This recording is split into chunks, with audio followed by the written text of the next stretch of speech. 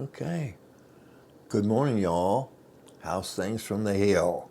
Mars Hill, that is, here in good old Naptown, Indiana. Yeah, it's a beautiful Saturday morning, I guess. I woke up. How about you? Well, you see, I got this little camera here, so give me a minute so I can get it on Facebook and we can go live. And let's see if this is going to work. There we go. That's not the one we're looking for. Okay, so wait a minute. Well, there it is. There's that critter. Okay, so I'm going to go there. Edit privacy. Public. Done. Change. Whoa. Okay. Well, here we are. Here we are. So, well.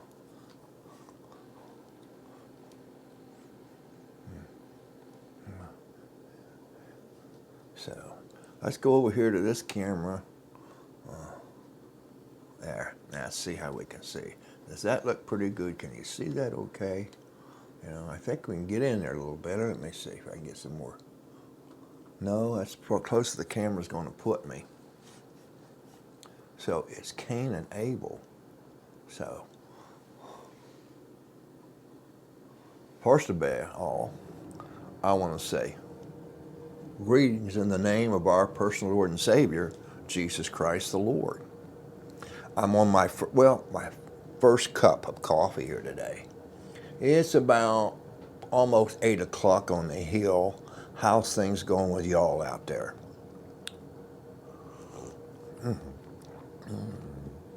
Well, I got a little surprise from working today on my app. It's called Cinemaker app that I'm using here. You see me through here. I usually do it. But I got My Sword Bible Study. I got it hooked up by the grace of God to my little TV in the living room. I'll show you. Check it out. Going over here. There you go. See that? Okay. Now, our topic today is going to be Cain and Abel. Okay, so let's see if I can drop that there. And as you see right here, it says the birth and occupation of Cain and Abel, Genesis 4:1. So if we got to, we're going to take this, called a virtual camera here. We're going to take that and I'll move it up and down. That's off my TV there in the kitchen screen. I got it shooting on the screen. And this is an Android device, but it's got all these references. So when I do a topic search or something, this is what I feel pretty cool with. You see up there, I put in the search engine here, Cain and Abel, because that's going to be our topic here. I'll show you right here. There it is. Okay, it's right here. So one of the reasons I haven't got into more of the topic is because I didn't want to, I understand you have to be patient when everybody says they pull out their scriptures, so that's everybody turn to. I'm not a everybody turns to kitchen Bible study. It ain't about that. It's kind of like this. My kitchen Bible study is the commentary when I'm going down this list of, there it is, 4,000 questions and answers. When I go down this list here, okay, it's very small print, so I got it high up here so I can look at it. When I go down this list, I'm just breezing. It's an overview. It's kind of, to the believer, it refreshes our memory, and to the new student of the Word, it starts to give them a little foundation on Bible study. So it's got a 1-2 punch. And so when I'm going down the questions and answers, as we go down them, there'll be, if I want, they'll show you the scripture references. So I didn't want to, as I go down the topic, I didn't want to pause and wait and then turn the scripture and all that stuff, okay? Because if I make a comment on these quizzes here, it's because a thought comes to me, and it will to you. It will strike the curiosity in your word pouch back there. Everybody's got them a word pouch God's put in there, and you'll get thoughts come to you. Okay, so you take your thoughts and the Holy Spirit's thoughts and what we read, and maybe it can bring some sort of semblance, you might say, in this short quiz. So I have extra camera here, and I felt impressed to try this because I will be doing this in the future. And so if I take a notion and want to go more in depth, say about our topic, I have at my fingertips, praise God for this new technology, a search engine here for my Bible study. So I've got the best of a Bible study at my tips. I've got these questions, and that's pretty cool, huh? So it's Saturday. How is your day going to be today? I don't know. You don't know either. So let's get started, okay? Okay. There's our topic today. We went through Genesis yesterday, a few short questions, and Noah, and now we're going to go down Cain and Abel, good old Cain and Abel. So let's get started. What are the names of the first two sons of Adam and Eve? Cain, meaning possession, and Abel, meaning vanity. Wow, possession and vanity. Wow. So possession and vanity are one of the first traits of a fallen race passed on after creation fell when Adam ate the apple. So I know it ain't an apple, but I like to say it. Okay. So, question 2. What were their special occupations? Cain was a tiller of the ground, and Abel a keeper of the sheep. Okay. What difference was there in the offerings of the two brothers? Cain offered of the fruit of the ground, and Abel the firstlings of his flock. Were both equally accepted to God? No. Our first road bump. The first road bump of humanity. God has set up this the Lord has set up his way he's going to commune with humanity after Adam and Eve took the plunge and doubted God and brought this curse on them. So God is working through the curse with his little system of killing animals and taking that and have them make an altar, and he will start what will later be called the Mosaic sacrificial system. But back then, Moses wasn't around, Abraham, and none of them. This is Adam and Eve's boys, okay? So let's get back. Was this because of the different kind of offerings? Probably not. At least we have no hint of any previous command regarding sacrifices. Offering of the first fruits of the harvest were commanded later, and each would naturally offer the fruits of his own labor. That's cool. Let's read the verse. By faith, Abel offered to God a more excellent sacrifice than Cain, by which he obtained witness that he was righteous.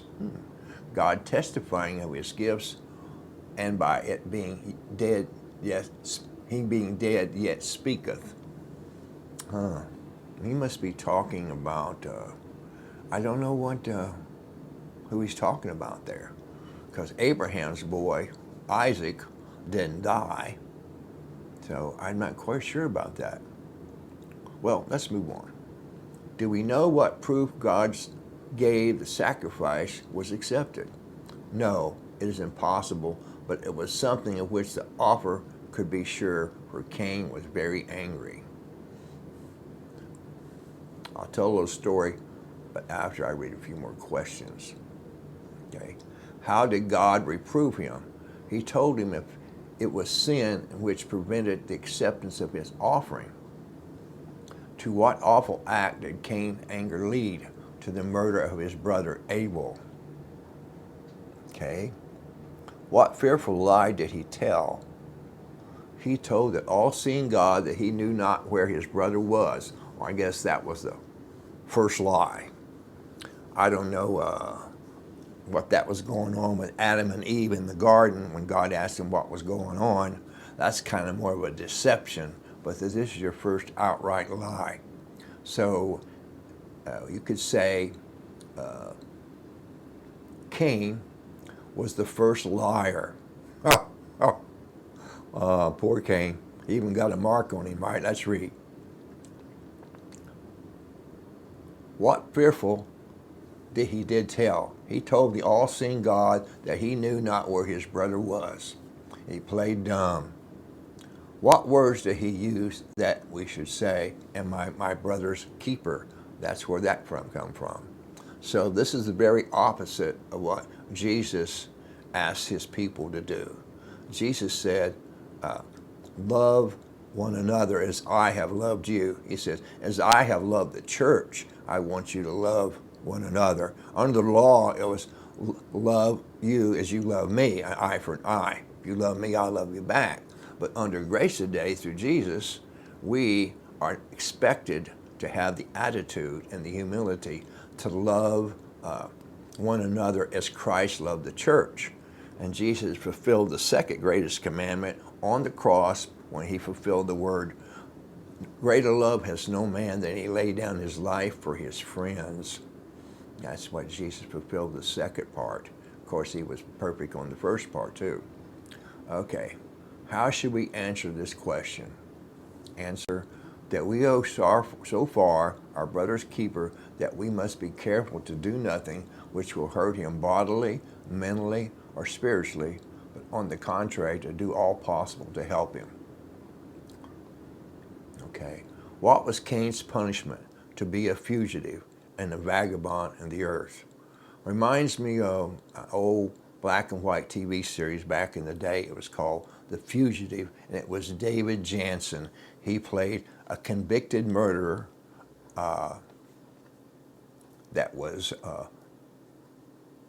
convicted wrong. He didn't do it, but they convicted him, and he was on his way to death house on a train, on his way to the death house in the train here in Indiana, and the train had a wreck, and David was free. But all David knew is that he had to find the one-armed man that was there, and he had this cop that was in charge when he got out of custody on the train after the wreck, and Gerard was his name, Lieutenant Gerard, and he pursued him for 7 seasons, 7 years. And David Jansen until he caught up with the one-armed man. But that's what thought came into me when I heard about to be a fugitive. So I was a fugitive at one time, a couple of times, but the law caught me, a fugitive from justice, and I paid my dues. I know what it's like.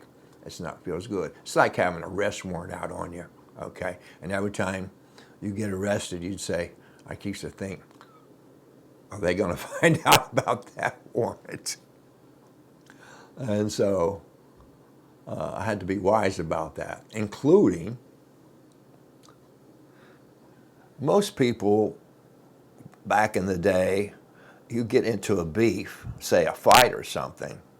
I always had in the back of my mind, they say the best way to win a fight is don't fight. So at the risk of my dignity and pride, sometimes I thought we would get it on. And if I knew it was in a public area and the police would be called, and the police would be called, I didn't know if this guy had any loved ones, but I know I didn't. It was just me on the street. Nobody felt, no family or nothing. So I always thought ahead, not to get myself first into a conflict, but absolutely avoid anything that might bring the police on the scene, and I would end up in jail, right or wrong. If 2 people are fighting, they take you both to jail, and you have to wait there till you come to court. And this is back in the 70s in New Orleans, the French Quarters, when I used to run around down there. And so I always had to think that I don't want to get myself in a situation where I've got to go to jail because I don't have anyone to make my bond. So this is some of the things. I hear a lot of problems with society. They're saying, well, he gets out on bond, they're letting him out as fast as you can. Well, prison conditions are horrible here in this country, you know, and the government's like a big machine, and they don't do anything to help you, okay, to make it easier. And you get in there, you don't have any money to get out, so you have to wait it out. And as the court docket builds up, you sit in jail. So I did a lot of my life in jail on the installment plan. Wait to get in and get out. But let's go on. All right. So going back. Okay. And let's see.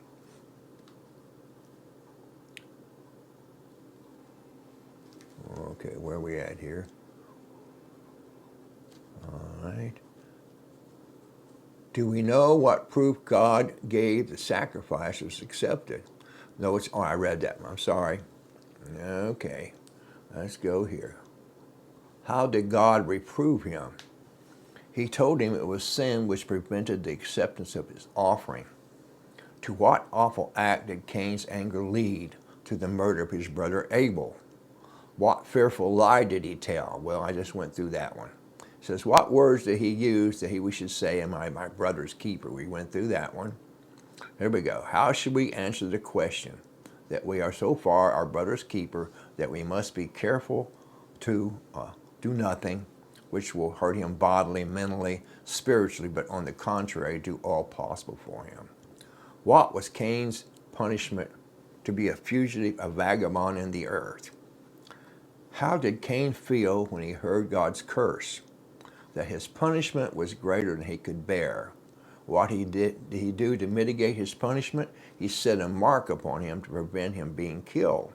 So God gave him a life sentence, because when what we read of Cain's descendants, they were men of strength and skill, showing great inventive genius in making tents, weapons, tools, musical instruments, and there was the first who kept herds of cattle as private property.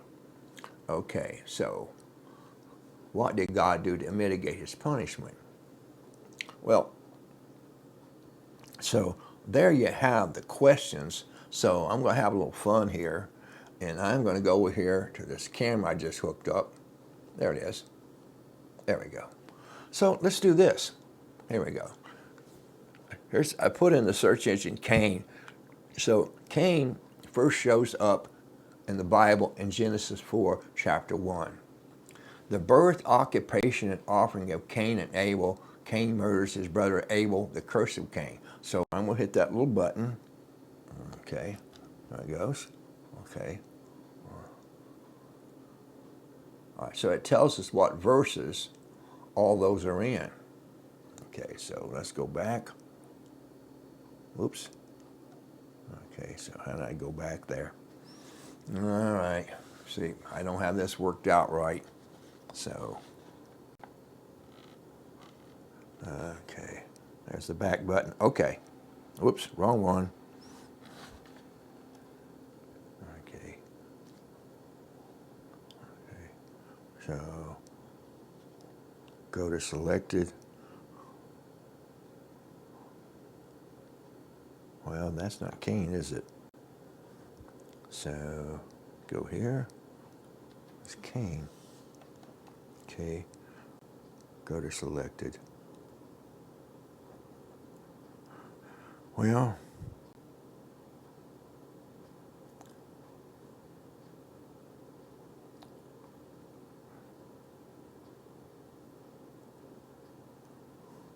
Well, unfortunately, I don't know how to work this right.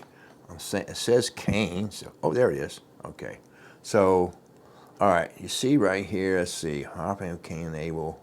All right, so down here in the bottom left-hand corner, you'll see Genesis 4:1. You see that little spot that says View More? I'll try to walk you through this program as I'm learning it, and you can download it. It's called My Sword. So we put the topic in, and this Genesis 4:1 is the first time Cain appears in the Bible. And down at the bottom in the left-hand corner it says View More. So if we want to read more of those scriptures around Genesis 4:1, we're going to hit that. So let's hit that. Okay, the first one is the birth, occupation of Cain. And that didn't work out right. That's supposed to win. Okay, all right, hit the OK button. So,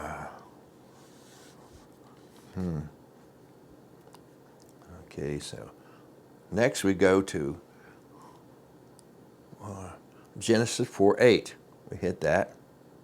Okay. And these are the verses that are linked to Genesis 4:8. So it says Cain rose. So let's hit any one of these. We're just going to go through an overview of how you do it. Okay, so I'm going to hit this first one is 2 Samuel 3:27. So let's hit that. Okay. It says, Abner returned to Hebron, then Joab took him away from the other people. He brought him inside the gate to speak with him alone.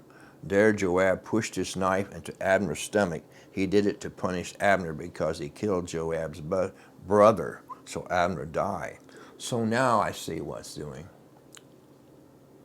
This seems like it's going to be a list from 2 Samuel across about all murders. It's a reference to murders in the Bible. So let's hit Proverbs 26, see what it says. Okay, it says, a man who hates somebody can speak good words, but he is speaking lies, and nobody knows what he is really thinking. The words of a man may seem good, but do not believe him, because they are sins in